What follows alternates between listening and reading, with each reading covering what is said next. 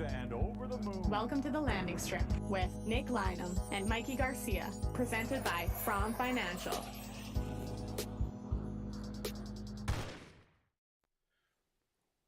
Welcome back to the Landing Strip as the Winnipeg Jets fall 3 straight in California. They go 0 for California, and I got to say, Mikey, I got to give you an early heads up. I'm pretty pissed off. I'm pretty fired up after that one. How are you doing tonight? Let's start with that. Yeah, this isn't No Mamas and the Papas song. This isn't California Dreamin'. This is fucking California Nightmare this week. I don't know if it's too much time in the sun, if it's too much time away from the ring. I don't know what's going on, but the boys have definitely taken into the California poison right now, and I'm not enjoying it, man. Speaking of California woes, actually, I saw this stat dug up by Little General 04 on Twitter tonight. Here's a not so fun fact. Since returning to the NHL in 2011-2012, the NHL Jets are 26-37-9 with a points percentage of 425 playing in California. Yep. 2.65 goals for, 304 against during that time. It has not been a California dream, and tonight was definitely not one. No, absolutely not. That was It was painful. It was brutal. Let's start. I'm gonna read out choices. Big takeaway from the game. Then I'm gonna ask you yours. Over on Twitch, Choices TK said, "This team has had problems all season, but good goaltending, a hot shooting start, and a friendly schedule mask their problems. Now teams have had times to shake off the rust. The schedule difficulty has increased, and the teams they are playing now can exploit those shortcomings. Sandberg returning will help, but not even that is going to be enough for this team. Um, isn't just lost. They have been dominated with the increase in competition level. This team just looks lost right now. I'm going to ask you, what's your big takeaway on this night? I hope the rest of the Western Conference was not watching this game, because that was an absolute masterclass on how to beat the Winnipeg Jets. Everything that Anaheim did tonight that they were good at was exactly what the Jets were lacking in.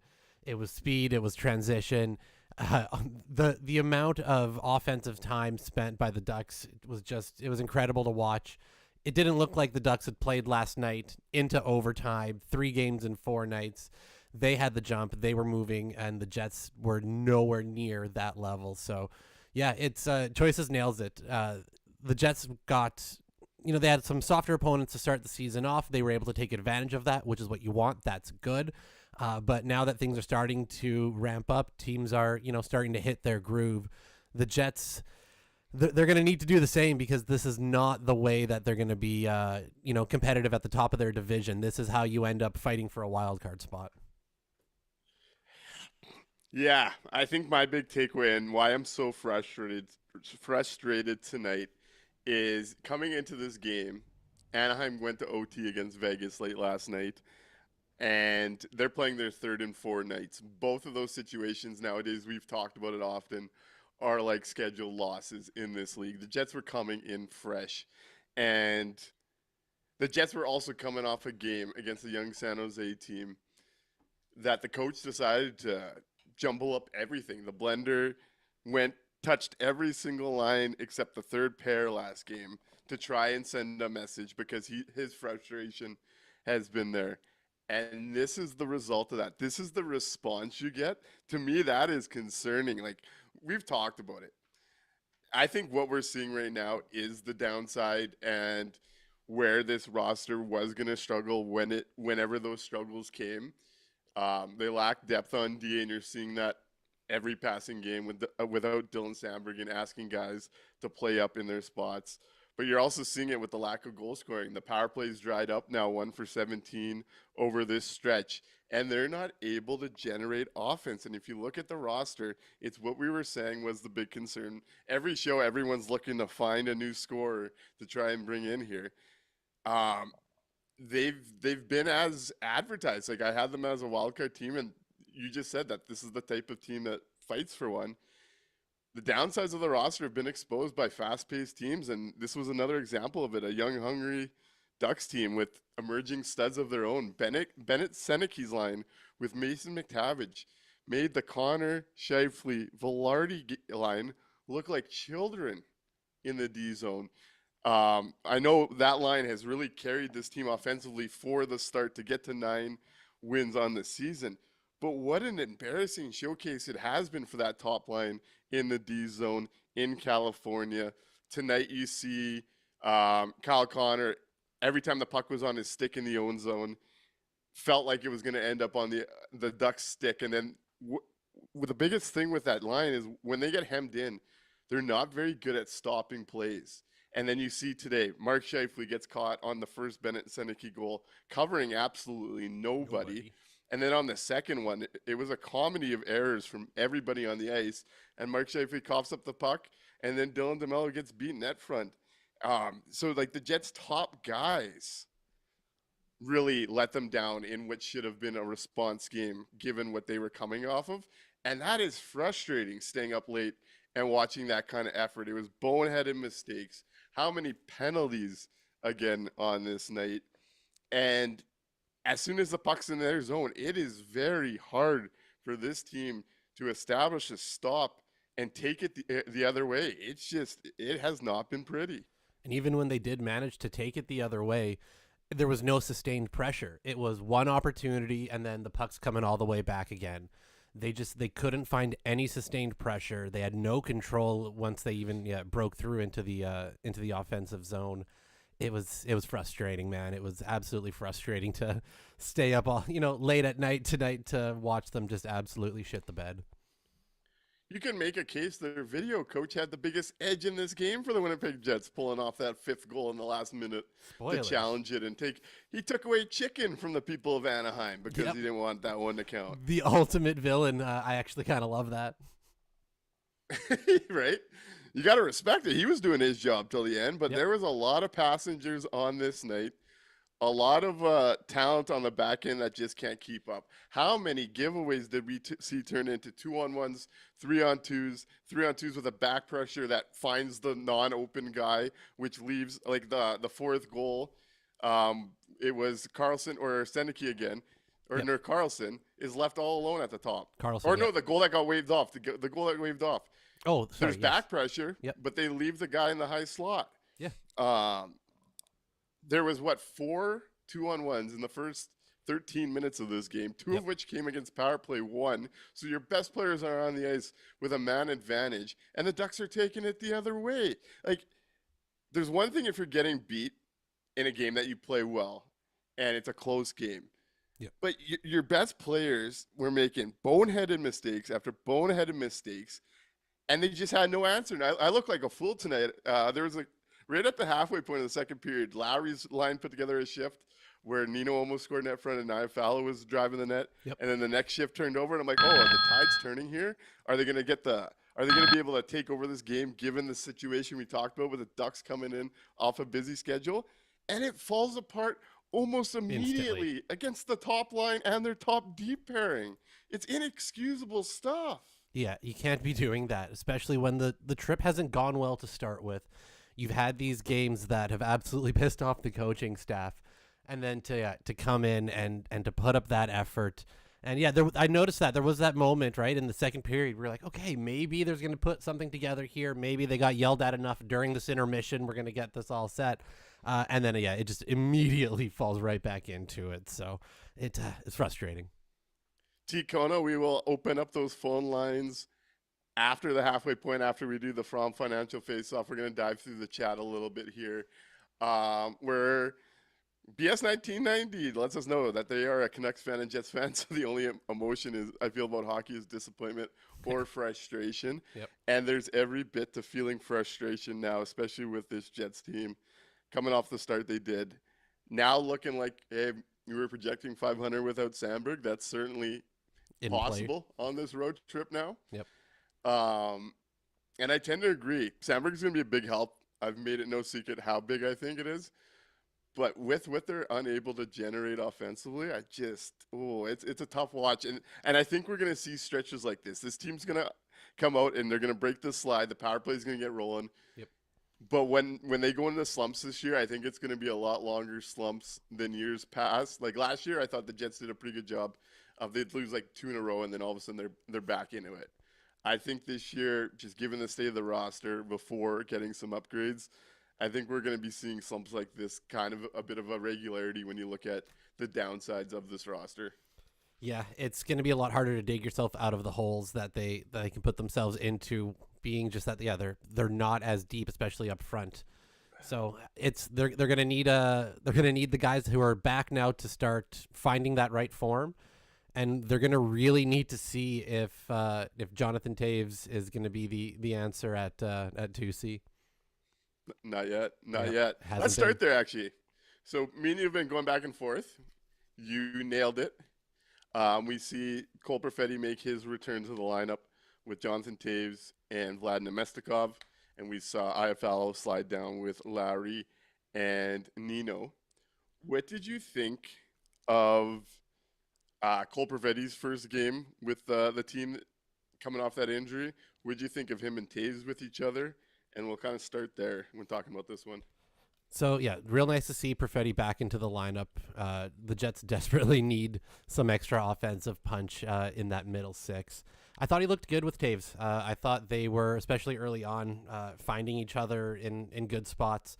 They seem to have a bit of an understanding on where the other one is on the ice. They're both extremely intelligent players, right? The two of them see the game in a really strong way, and I think that's going to help them play off of each other. I think there's going to be some chemistry that they're going to be able to develop over time. I did like they had a few looks. I think Perfetti had two opportunities that Taves kind of set him up for on the doorstep. So, mid-season Perfetti probably buries both of those chances, and this game doesn't look as bad. So yeah, on a first game back, I thought he looked okay. He's got to shake off the rust. He's gonna get up to game speed, but I do think that they may have a pairing in Taves and Perfetti. Yeah, I thought Cole Perfetti, you could tell the puck touches weren't what you would expect from him, to be expected missing all that time, Yep. but was a little bit off in those areas. Taves sets him up with that great backdoor feed right after the Ducks made it 2-0 at the end of the first, Yep. and he misses the tap in. In their very first shift, you see Perfetti find Taves in the middle of the ice, who tries to get it to Vlad Nemestikov, and Mintyukov made that nice stick play. Yep. But how quickly they read off each other was encouraging. I thought there was enough there in their first game together to be encouraged in the O-zone. Wasn't perfect by any means, and like I said, I thought he was off with the puck touches, but I was encouraged with some of how we saw them work off each other, given the circumstances of it being their first game. Cole Perfetti's coming off missing some time with an injury, and really what we'd expect is a bit of a build-up over the next few games to really get a better idea, but I thought they were pretty creative, and they read off each other pretty well. Yep, totally agree. And it'll take him a few games. I think once the Jets are back here in Winnipeg and they play a couple games at home, we'll probably start to see a little bit more of the old Cole Perfetti. I think this is still the warm-up phase. Julian said, no physicality. The scoring depth is not there from lines 2 to 4 and from the blue line. And how the hell is Shannon Pearson in the lineup against another fast-skating team? We'll get to that in a second. Kevin K pointed out KFC scored on the power play. A great pass from Josh Morrissey and a great, really quick release from Kyle Connor, catches Dostell to bring it within one. But then, as he points out, we're immediately put back onto their heels the very next shift. They just couldn't string it together, consistent pressure and easy zone entries. And yeah, it was like, it felt like you got some life there, and we were maybe going to see them pull out an old Jets from last year. And then immediately the response was the Ducks getting back into controlling this hockey game, which is frustrating. But I want to jump off Julian's point here, and I want to bring something up. At Creative Bullpen over on Twitter, Duncan Morrison tweeted out, okay, and we had a little back and forth. Okay, so I get it's November, but the Jets are getting schooled by younger, faster teams, which we talked about. That was our big takeaway in San Jose, Yep. Utah, Dallas. Pace is a problem for this team. Second time in 2 games, Chibi, Ford, Lambert, scratch. Can't match Celebrini and Carlson. That's more than fair. But 24-5, 64 can't handle either. When will we see Elias Salmonson? Is that something we should be considering with what we're looking on at the back end here? Should we be considering? Yes, absolutely. I think that's something they definitely should be looking at. Do I think they are actually looking at that as an option at the moment? No. I don't think Salmonson becomes an option in the NHL lineup unless there's a string of injuries a mile long. If he was going to be part of the NHL plan right now, he'd already be up with the club and playing games. So I don't think Salmonson's the answer. I don't think he's coming to save us this season, unfortunately. The guys here, I'm going to be saying it all year, right up until the deadline day. The guys that are here right now, the names on this roster that you see, have to play better and have to be the ones to right this ship. Nobody's coming to save us. BS 1990 says, keep dreaming, fellas. Just bringing up the combo. The org thinks Luke Shen is a better demon than Colin Miller. No way they're playing Salo. Yep. It's true. Turd Ferguson says, Salo ain't bumping Shenner. Get real. Not in the Jets world. Yep. Ticona says, no, Salmonson ain't raising the bar just yet. I just wanted to bring it up because looking at it, they clearly don't see Miller as a real regular option. That is clear. Yes. Um, the other hand on it, Luke Shen just cannot play in this league anymore. I'm Nope. sorry. I can't dance around it. I can't. He reminds me of if you go to the Highlander any evening, you're gonna find on one of the rinks an old team versus a young team, and the young team looks to beat you with wheels. And if they get a step on those guys, guess what? They're gonna look to get an odd man rush. Yep. But that old team always plays like possession. They're slow. They don't look like they can play anymore, but they find a way. That is Luke Shen without finding a way in the NHL right now. Yep.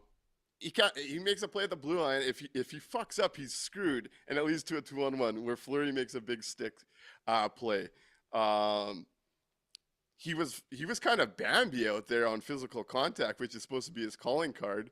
On the power play goal they score, Luke Shen gets caught drifting up towards Kyle Connor and is late back cracking back because he can't physically get there anymore at his part of his career. And Kyle Connor is slow getting back to the high slot guy, and bang, it's a goal against. Defensively, everybody was a bit of a problem today. DeMello had to bail out Josh Morrissey on a 2-on-1. I just don't want to pin it there, but everybody is seeing something. Our eyes are not lying to us with what we're seeing. And the way I see it, I'd see more benefit of him seeing third pairing minutes. If he can't do it, guess what? He got a sniff of the NHL. He goes back to the Moose. If he's even simply fine at this point, it's an upgrade. This team can't move the puck out of their zone. Yep. They can't keep up with pace with the bottom group of the D-core. Why not? Why not? It's hey, like I said, I'd like to give that a shot, but yeah, you've got Miller who can get the puck out, can skate a little bit, and they're just like, nah, that's all right. We want the leadership qualities of Pearson and Shen. So it's nerve wracking to see him go out there, try to pinch up, absolutely blow it, and then have to be like, oh God, Hayden Fleury is our last chance here. And to his credit, he makes that great play to sprawl out and take it away. But it's those are going to catch you. The more you keep doing that, the more you keep tempting fate. Eventually, those are going to go into the back of the net, and you can't do that right now. And that's another power play goal on Logan Stanley taking penalty. As much as he's shown some highlights in the ozone, and I thought again, like in the ozone, blue line in, I'm okay with Logan Stanley's game. But the whole team again took too many penalties. But again, he takes a penalty. They end up scoring on the power play. That's a big part of his game is taking penalties, and that's a bit of a problem. Wanted to go to a few different spots here. Choices TK said already been shut out twice this year. Only happened once last year. Turd Ferguson said, I wish we had developed a consistent 30-goal, 60-point player to drive the second-line offense that he developed in-house over a decade. Wish we could draft a player like that. BS 1990 points out Nik was a monster tonight for the Canes. Sorry, excuse me, I had something in my throat there. Yeah. Being the resident guy that kept hammering home how much this team would actually miss Nick Ehlers and getting battled tooth and nail on it, I'm seeing some of the people that were on my ass now talking about how the Jets lack pace offensively and need help scoring goals. And I'm like, when is it going to compute that this is what I was trying to warn you about? Because watching tonight and watching this California trip, this is a team that's clearly missing Mr. Nikolai Ehlers. Yeah, the loss of Ehlers is more so it's not just the points, right? It's not just the counting stats. It's the speed, it's the transition, it's what he brought to the center of that lineup that you weren't getting past the first line. And it's so frustrating to see, to see that hole there. We had a guy that we drafted that was, happy to be here. His really biggest complaint was that he wanted to play more. He wanted to be a bigger part of this group. He wanted to be here, and it just didn't work out. So I don't know what they're going to do to fix this. I don't know how they're going to, find something out there that's going to be able to bring what we've lost, because when it's not going well like it is right now, it's very evident where that deficiency is. Yeah, this Cali trip, as Rain puts it over on YouTube, my concern meter is really starting to tick up. 0-3 on the Cali road trip. I understand those three teams are much better, mainly the Ducks and Sharks, than before, but the Jets are supposed to be contenders. And where I'm at is I'm still trying to even though it's getting real frustrating because at 5-on-5, this has been the worst team in the NHL. Yep. But they were also in that territory in the 20 games that Sandberg missed last year. Wouldn't expect Lowry and Perfetti to be up to speed quite yet. Nope. But, and Julian pointed out, Nik wanted a true 2C to play with, and they gave him JT. Definitely a tough side of it. Yep. But as much as I'm trying to stay patient, like, you should not look like this only missing one core piece. You shouldn't. The roster deficiencies should be as clear as day right now. Yeah, the only way one player being out should change the outlook so drastically like this is if you're missing Connor Hellebuck, because then you're really grasping at trying to find somebody to fill in a whole bunch of games, and he's such a big piece. None of the skaters, one single skater should be the change that much. So like you said, the guys who are back now need some time to get healthy. They've got to find their legs. It's going to take a little bit of time to get up to game speed, but the concerns are starting to really creep in of, is it going to be enough? Okay, so Caitlin had said when they first joined the chat, they had a lot of thoughts, and they wrote us out a ton. So I'm going to make our way through. I haven't read it yet, but if someone's going to take the time to write 7 to 8 paragraphs, we're going to talk about it. Caitlin said, something I'm starting to worry about is I'm beginning to get a players no longer buy into the coach's system vibe. It feels like the players are doing whatever they want out there right now. Arniel has openly expressed frustration, which is unusual for a coach to do this early, especially for a team that just won the President's Trophy, off to a hot start and missing multiple pieces. Makes me think he doesn't like what he's seeing in practice and the room, not just games. He specifically said multiple times, even in the games they've won, that they're not playing Jets hockey for whatever reason. The players clearly aren't doing what he wants and expects right now. Stan said in his intermission interview, work ethic, communication, and supporting one another. We're a veteran hockey team and need to start acting like one. It's rare in hockey for a player to be so direct. It was a long time ago, but Arniel's biggest problem in Columbus was commanding respect of players, and how can we forget the numerous locker room issues that plagued this team in years past? To be clear, I'm not saying fire Arniel or anything like that, or that we can't turn this around, and that it will get as bad as 2019 to 2022, but I do think there is tensions going on, and it should be kept in mind. Sorry, I got a bit carried away there. I will pass that one on to you, and then I will dive in. So I don't know if great writing, Caitlin. That's a lot of thought. Absolutely, and it's well thought out, right? I can see where you're coming from with this idea. I don't know if I'm quite ready to be on the train of they're not buying into the system anymore, or that they're kind of just doing what they want. I think you've got a lot of guys who have been playing, like I said, well above their station, have been put into situations and spots that they're not used to, that they're not really equipped for. Yeah, they got off to a hot start and they were able to scrape some wins and bank some points and kind of defy the odds, but eventually you kind of regress back to the mean, right? You kind of come back to center.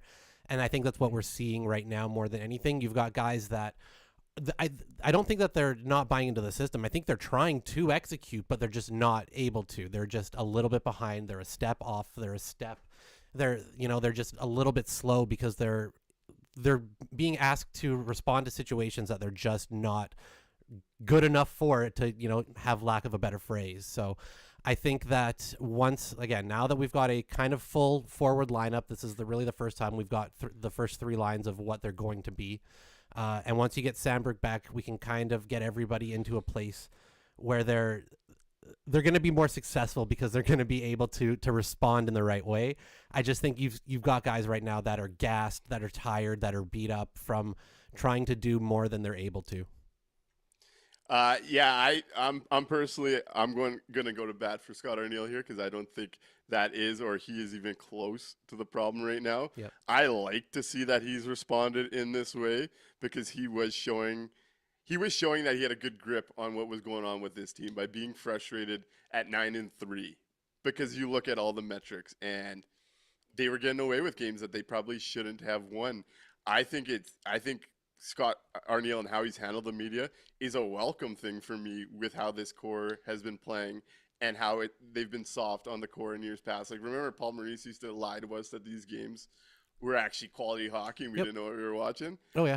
I like this approach from Scott Arniel. I don't think this is a system or a Scott Arniel problem by any means. This is a roster that's showing the deficiencies we discussed in the preseason that we're going to be relevant with this team, and it's all happening in one stretch here. You look at this roster, and you knew depth scoring was going to be a problem. You'd hope that they'd win their minutes, but you knew that scoring was going to be an issue. You knew once the power play slowed down, because they weren't generating at 5-on-5, which has been a constant conversation here, is they don't create nearly enough to even try and make up for that scoring. You knew once the 5-on-5 went on a bit of a slow streak, it was going to be hard to watch, and there wasn't going to be much scoring. And without Dylan Sandberg, you have one functional pair that hasn't played their best on this trip in Josh Morrissey and Dylan DeMello. Never mind trying to hide guys that can't compete in the neutral zone with this pace down the lineup. I mean, Yep. I just don't look at this as a coaching issue. I just look at it as this is the roster. It's showing the downsides that we kind of expected coming in. Yep. I think Dylan Sandberg's going to really fix things on the back end because of how highly I view him. But the scoring issue is going to be something I think we're talking about most of this year until help comes from externally, because there isn't help internally. Chibrikov hasn't been it. Nope. Lambert hasn't been it. Nope. No one else is knocking at that door. The offensive side of things is just, it's going to have to be external help because it isn't within Winnipeg right now. Yeah, and to be clear, it's not a, Scott Arniel quote unquote issue. It's not I don't even think it's a player's issue in terms of them not wanting to, not trying hard enough, I just think that they have a lacking in terms of that top end talent to be able to get that extra layer. So it kind of falls at Chevy's feet at the moment to say that the way that the forward lineup kind of is set, that they don't have that extra punch. Caitlin does point out, I don't blame Scott, to be clear. I'm very frustrated with some of the players right now, which is good. I just thought this was a good segue because I had a few group chats that were kind of bringing up Arnie, and I've liked his read of what's been going on. I like to see those responses. It is interesting to see the Stanley quote and being so direct, but this is the second oldest team, and as Joyce says, the second oldest team is a step too slow. Imagine that. This is a fast game, and it continues to get faster, and speed is just not something that's littered through this lineup, especially missing now Morgan Barron, who brought it down the lineup. It's not like he's helping upper in the lineup, which is where this team really does need the help. Yep. And Dylan Sandberg will help the pace of the game just with his stops at the blue line and being able to transition. But this is a slow forward group. It is the way it's built. Yep, 100%. And Julian points out on YouTube, it's not all on Arniel, but he is in charge of putting the lineup out there. Why is he putting in slower players over faster ones against the faster teams? That is one of the questions that I would lay a little bit at Scott Arniel's feet. The preference of a Luke Shen to Colin Miller, for example, against teams with pace. Pearson in over Lambert again against teams with pace. It wouldn't. Hey, Pearson's a lock. It's Lambert over Chibrikov at that point. It's true, yeah. But that's the problem, right? It's one of those things where it's you look at it and go, that wouldn't feel like the best way for the team to be successful overall. But there's a few guys that just are locked in, and we saw that last year too. This has been something the coaching staff has been doing for a couple years now. They've got some of their guys that they are going to have in, if as long as they can lace up those skates, if they can get their gear on, they're going to be on the ice. So that part is a little bit frustrating, but overall I agree with you that I like Arniel's response to the way that things have been going. Yeah, I'm just going to add, as frustrating as the Shen for Miller thing is, that's not making a difference on this trip. And Lambert for Chibrikov or Pearson isn't making a difference. This team has bigger issues upper in the lineup than that. Rain says the lack of speed and youth is just frustrating, especially after watching these last few teams absolutely dismantle the Jets through skating alone, and it has been stark. Yep. BS 1990 said the entire team looked like they were undergoing an Ayurvedic cleanse. And says it's a Chevy issue. Why have urgency when your job is guaranteed? Caitlin says a second and a fourth for Shen might be the worst trade Chevy has ever made. Hey, I watch back sometimes. I go back and watch how miserable I was when that came through on our trade deadline stream. Called it then. That one was unfortunately pretty obvious, and it's hurting us the extra year term. This is a prime example. Sometimes I think people overvalue term too much as an asset. This is a prime example where term was actually a net negative. Well, it depends on the player, right? You get a guy that's, towards the end of the run. And age. That's where the term becomes a problem. Young guy with term, hey, that's a better risk that you want to take. Yeah, last year's deadline we don't need to rehash. No. HH Living Local said, I'm really pissed at the guys like Mark lazily passing pucks right to Anaheim and co. You can't be doing shit like that. And yeah, this was a game where, above all else, the Winnipeg Jets best players were by and far some of their worst players. Yep. Mind you, their worst players really stood out in negative ways. Their best players were not there pushing the train in the right tracks. And this is a team, because of these depth issues on the roster that we're discussing, can't afford to have games like that from their top guys. Actually, I'll bring up a question here, and then we'll get into the From Financial face-off. I was having a little back and forth again with Creative Bullpen, and we were talking about how we both really want Mark Scheifele to be in Milan. And I've talked about it a few times. I've never had Mark Scheifele making a Team Canada team ever in his history in Winnipeg, and I feel like he's earned it since the cut in the Four Nations. But this is the type of game for a guy that's on a bubble and a team that's more looking for depth guys you can trust in certain roles. Does games like we've seen from the top line, and Mark Scheifele specifically defensively on this California trip, start to slow down the Olympic push for him a little bit when we're seeing guys like he's competing with, like Celebrini, Bedard really torching the league right now, and Bo Horvat really consistently being one of the Islanders' best players. Yeah, this is Mark better hope there was none of the Team Canada brass watching the game tonight, because that's exactly the type of game that's going to get him left off the squad. We talked about his chance of making it earlier on when he was on fire, and we said he's got to maintain that level of play. You may not keep that offensive pace of 136 points, of what he was at earlier there, but it's that level of play that he's got to maintain. And yeah, when the Jets' top line is off, it can sure look real lazy, real soft. And it just, tonight was one of those nights where they didn't have it, and it was right in front of our face. Caitlin points out on Shen, he wasn't this bad last year, to be fair, but he was below average, and he's fallen off a cliff. I had texts tonight longing for the last year of Mark Stewart in number 5. So that tells you where that's been. Let's go into the From Financial face-off, and then we'll get to the phone lines where T. Kona was already trying to call in. Let's hit it.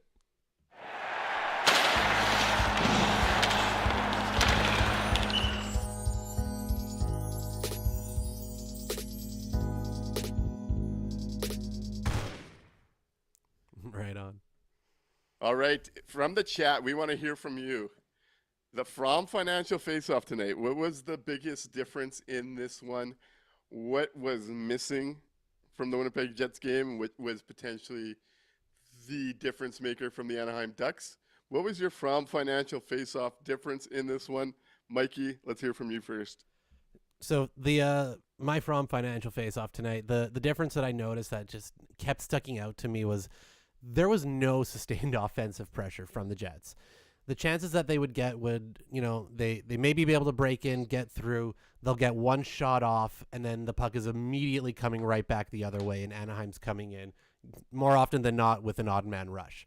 They had no ability to keep the puck in the offensive zone, build up some pressure, get the puck moving. The things that normally, find them success, they had absolutely none of it tonight. So big shout out to Anaheim, who, the exact opposite, right? They were able to get into the zone and just absolutely tire the Jets out. Didn't matter if it was the top line, didn't matter if it was the fourth line. They were able to just go out there and play their game. So that's my From Financial face-off. Just no sustained offensive zone time.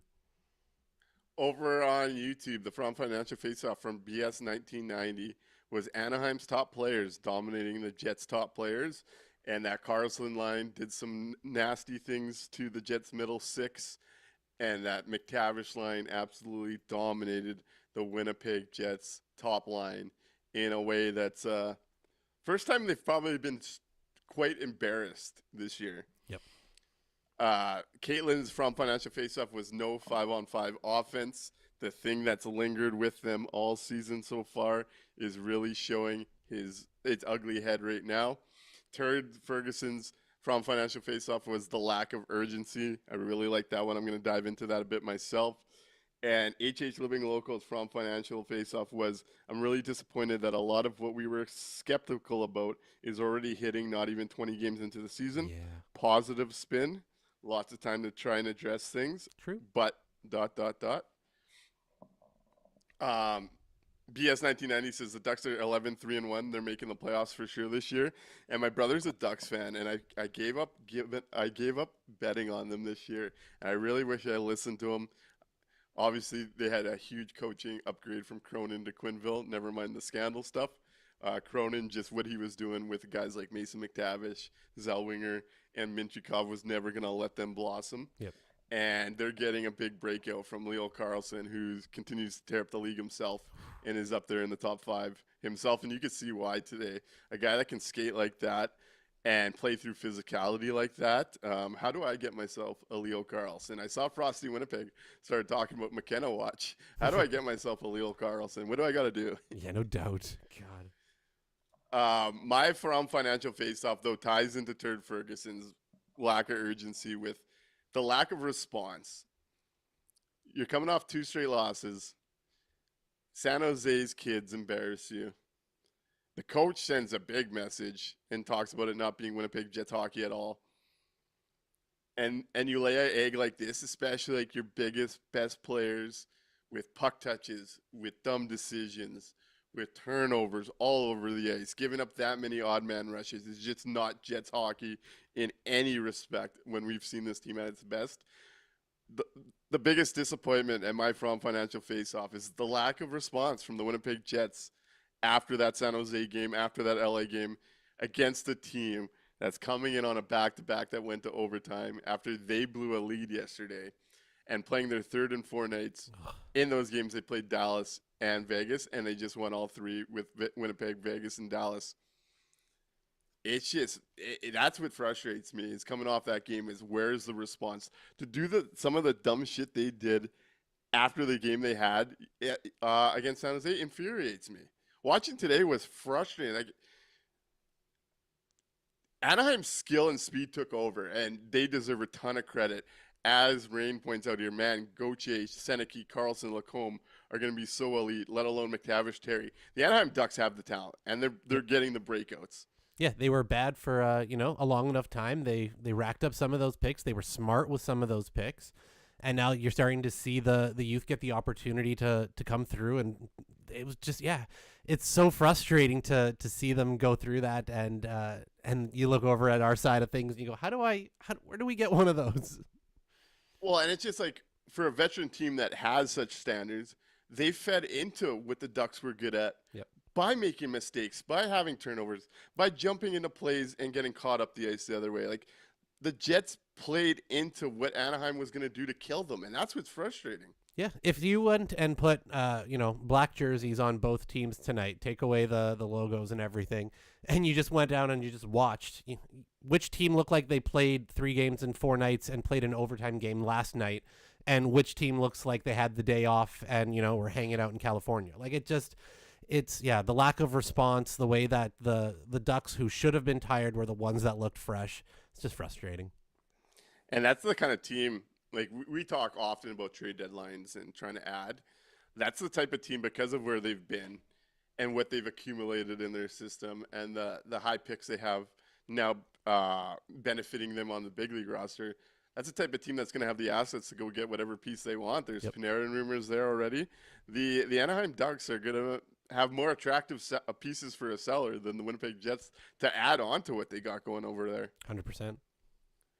A couple of good points from Caitlin I really liked on Scheifele's game. Scheifele is at his worst when he starts to feel like he has to do everything.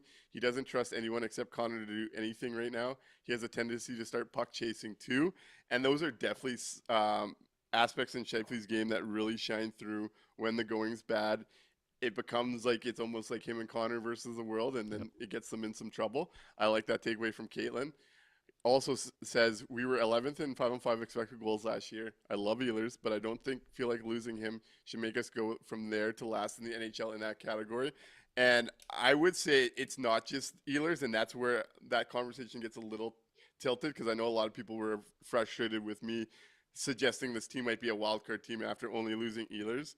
A lot of what's baked into those numbers is they didn't have Nick Ehlers, but they didn't have Adam Lowry, Cole Perfetti, and Dylan Sandberg too. And that is a big loss to expect a big 5-on-5 drop with how crucial all those guys have been to the mix and what the Jets do well. So I wouldn't just attribute what we're seeing at 5-on-5 to not just having Nick Ehlers, but it's been accumulation of not having Nick Ehlers plus the 3 guys that were hurt. And they're still missing, in my opinion, the most valuable of those guys that are hurt. But it's also clear with the pace of this team, with the lack of depth scoring, losing the guy that was your most consistent points per minute guy at 5-on-5 definitely has its downsides. Not just your, most consistent 5-on-5 point producer, one of the most efficient 5-on-5 point producers in the history of the league since we've been tracking that stat. Ehlers, it's not just the stats that you take out of the lineup, you take his numbers out, and that's all that the effect is.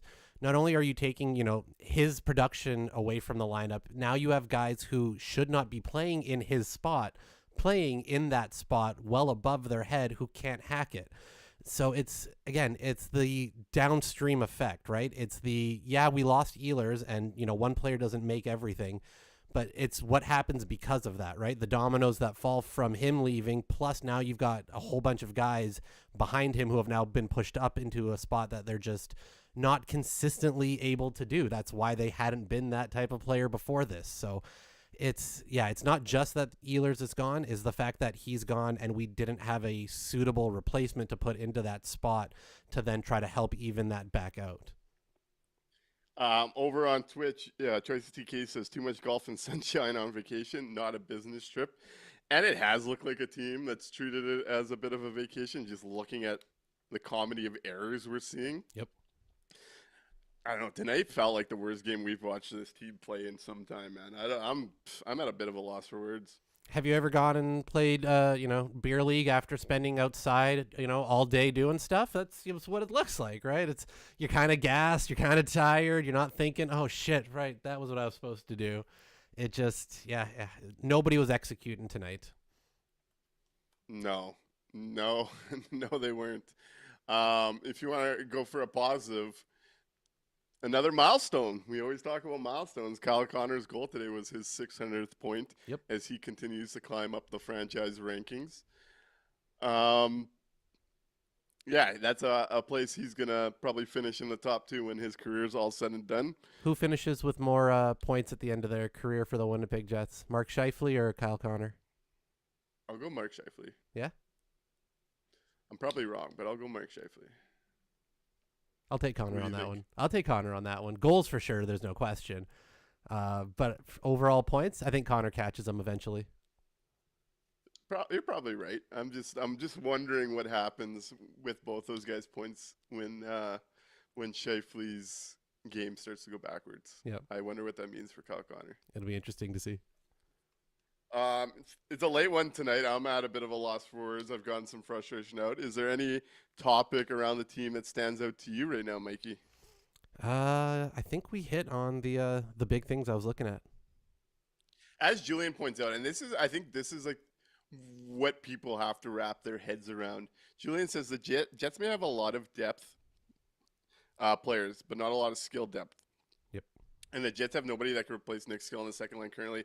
The Jets, we've talked about, they have, when they're healthy, 12, 13 NHL caliber forwards. They have NHL depth, but depth only go so far if your top 6 isn't able to produce the offense that you need out of a top 6. Goals are just far too important, and they lack one, if not 2, top 6 caliber players. Yeah. To really benefit from the accumulation of depth that you've created. The uncomfortable truth that I'm starting to kind of come to, and we've touched on it a couple times a little bit this year, is the Jets have a top line, and then they have 2 third lines. They don't have a quote unquote second line. They don't have a top six. They just don't. They've got a top three, and then they've got a bottom six. That multiple lines can kind of cycle through.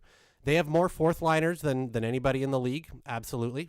They've got depth that they can cycle through on that fourth line, pretty good. They can lose 3 guys to injury and still ice an NHL lineup, but they don't have the extra skill in those spots that other teams have.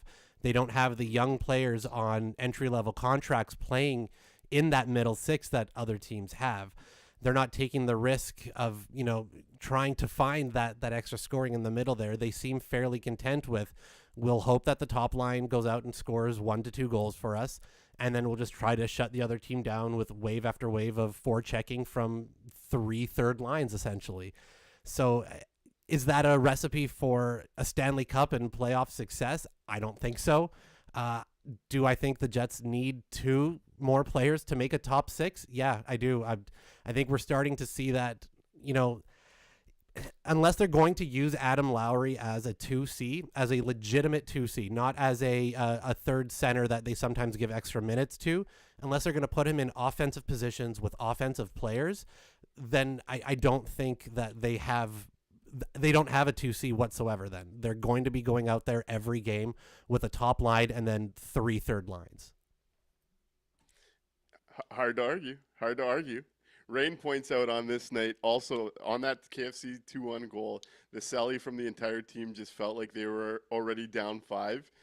And it's a rough night when even Kevin Sawyer was having trouble not giving it to them on this one. Yep.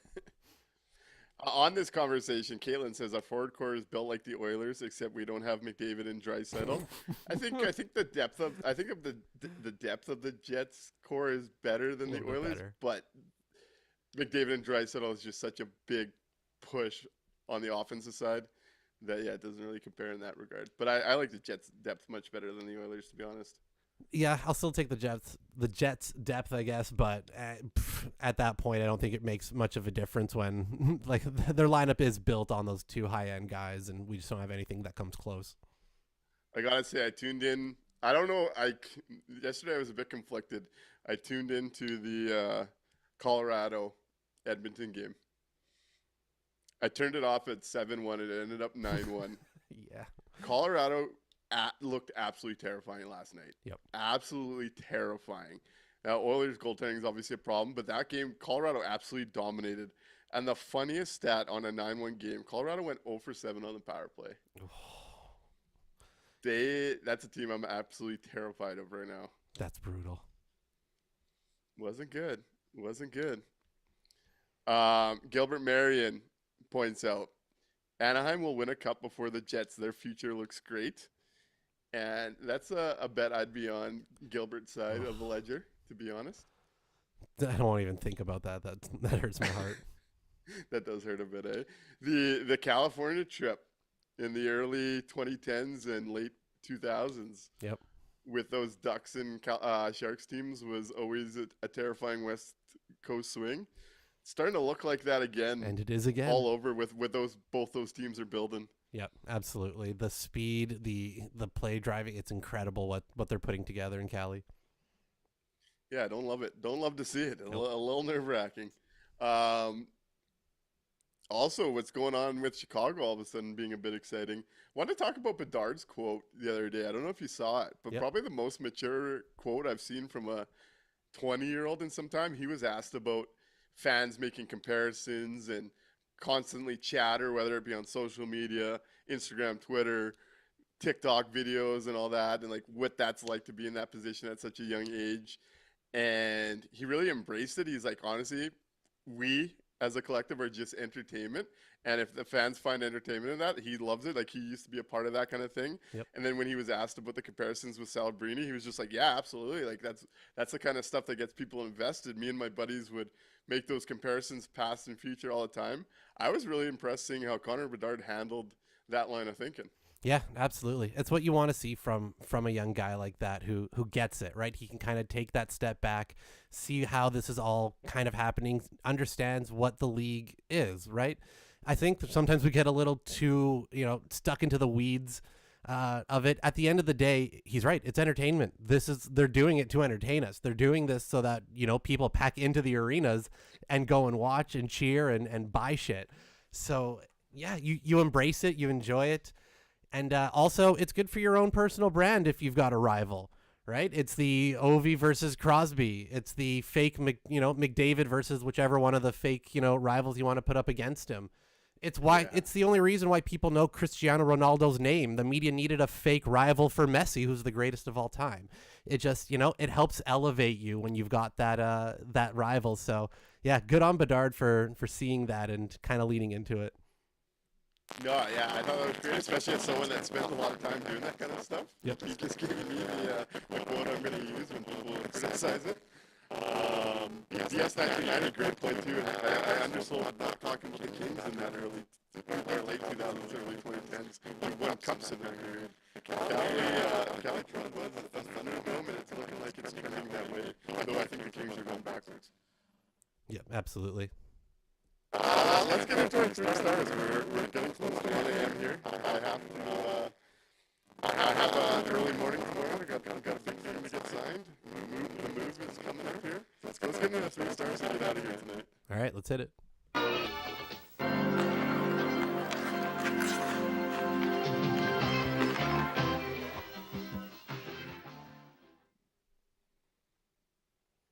Right on. Yeah, 2 points of the same game you did make you static, so we'll get the 3 stars and get out of here, and I'll get this mic fixed. Yep. Who's your 3 stars on this night, Mikey? Right on. So my 3 stars for the night. Hard to pick some Jets in this one because boy, that was not the best performance from our Winnipeg Jets. So 3rd star I went with Dylan Sandberg. More evident than not ever how badly they need him out there. This was one of those games where you look at the decor outside of Joshua Morrissey and you pray and wait for Dylan Sandberg to come back and hopefully help settle this down. So Dylan Sandberg, you get my 3rd star just from showing how badly the Jets miss you. 2nd star goes out to the Anaheim Mighty Ducks scouting crew for putting together this fucking run of kids that are just absolutely tearing it up.